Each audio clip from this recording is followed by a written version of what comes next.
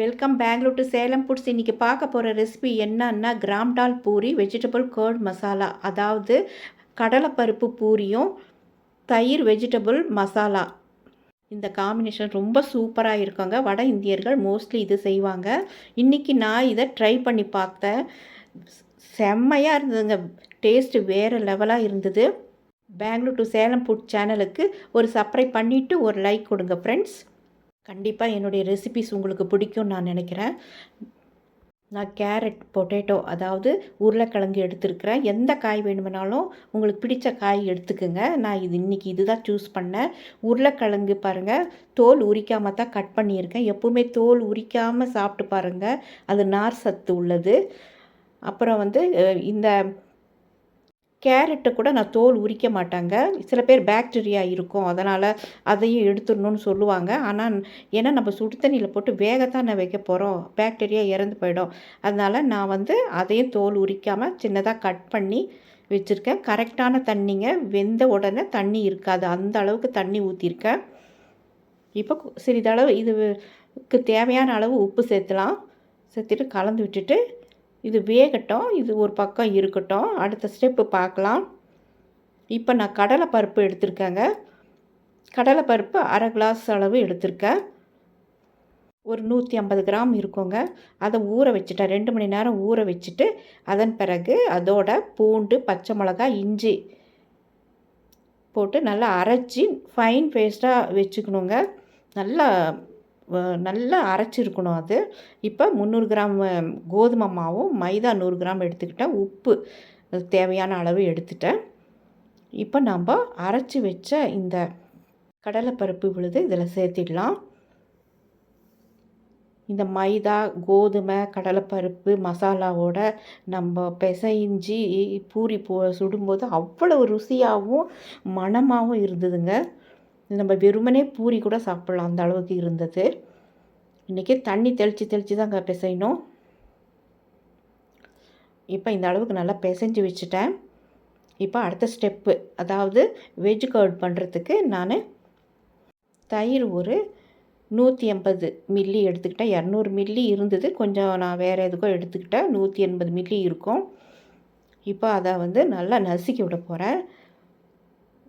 நம்ம கரண்டியிலே நசுக்கினாவே போதும். இப்போ நல்லா நசுக்கிட்ட பிறகு இதுக்கு கொஞ்சம் மஞ்சத்தூள் சேர்த்துட்டேன். பிறகு வேக வச்ச காய்கள் இதில் சேர்த்தியாச்சு. காயெல்லாம் ஆல்ரெடி வெந்துருச்சு.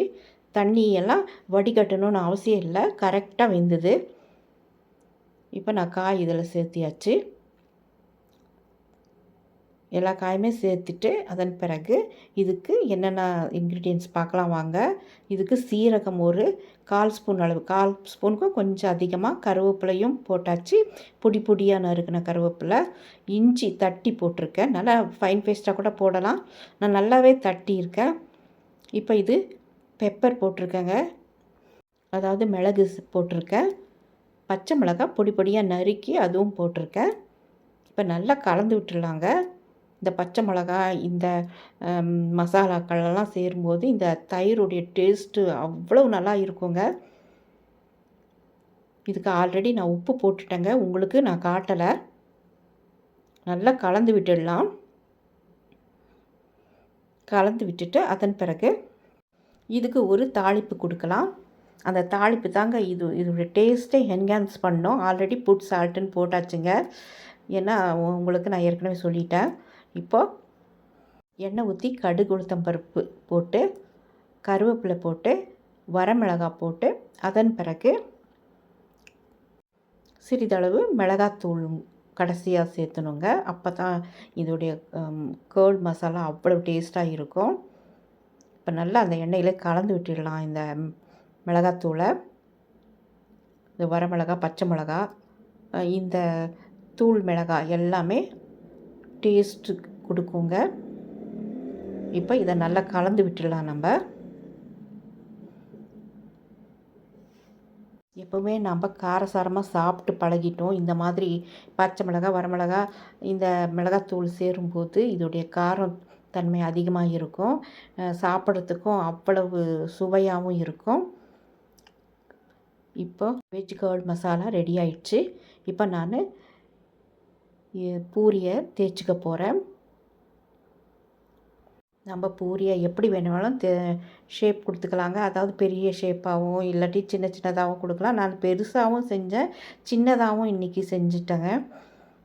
அதனால் ஃபோட்டோக்காக நான் சின்ன சின்னதாக ஃபஸ்ட்டு ரெடி பண்ணிட்டேன். இப்போ நான் ஒரு மூடி எடுத்து அப்படியே கட் பண்ணியாச்சு. இந்த மாதிரி கட் பண்ணிக்கலாம். உங்களுக்கு இன்னும் கொஞ்சம் பெருசுனா பெரிய மூடி எடுத்து கூட கட் பண்ணிக்கங்க. இது ஒரு தட்டில் எடுத்து வச்சுக்கலாம். இன்னொரு இதுவும் தேய்ச்சிக்கிறேன் நான். தேய்ச்சிட்டு இதே மாதிரி நான் பூரியை ரெடி பண்ண போகிறேன்.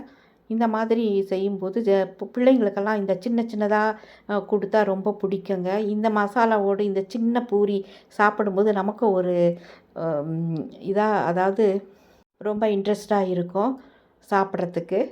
இப்போ நான் இதில் வந்து 3 இது வந்துருச்சு. கொஞ்சம் அட்ஜஸ்ட்மெண்ட் பண்ணி இந்த 3 எடுத்தேங்க. அவ்வளோதாங்க. இதெல்லாம் சேர்த்து பொரிச்சிடலாம் நம்ம. சின்ன சின்ன பூரி முதல்ல பொரிச்சிக்கிறேங்க. அதன் பிறகு நான் பெரிய பூரி அதுவும் தயார் பண்ணிட்டேன். ஆனால் உங்களுக்கு அது தேய்க்கிறதெல்லாம் காட்டலை. சின்ன பூரி மட்டும்தான் உங்களுக்கு காட்டிகிட்ருக்கேன். அப்படியே போட்டோன்னே நல்லா உப்புதுங்க. நல்லா இருந்தது. இந்த பருப்போட இந்த கோதுமை மாவு சேர்ந்து அவ்வளவு ருசிங்க. பெரிய பூரியும் ரெடி ஆயிடுச்சு. Veg curd masala and gram dal puri ready ஆயிடுச்சுங்க. வாங்க சாப்பிட்லாம். இது போல் நீங்களும் ட்ரை பண்ணி பாருங்கள். அருமையாக இருந்ததுங்க. இது மாதிரி செஞ்சு குடிச்சிங்களன்னா பிள்ளைகளுக்கு ரொம்ப சந்தோஷமாக சாப்பிடுவாங்க. இதை நீங்கள் கண்டிப்பாக ட்ரை பண்ணணும். பெங்களூர் டு சேலம் ஃபுட் சேனலுக்கு ஒரு சப்ஸ்கிரைப் பண்ணிவிட்டு ஒரு லைக் கொடுங்க ஃப்ரெண்ட்ஸ்.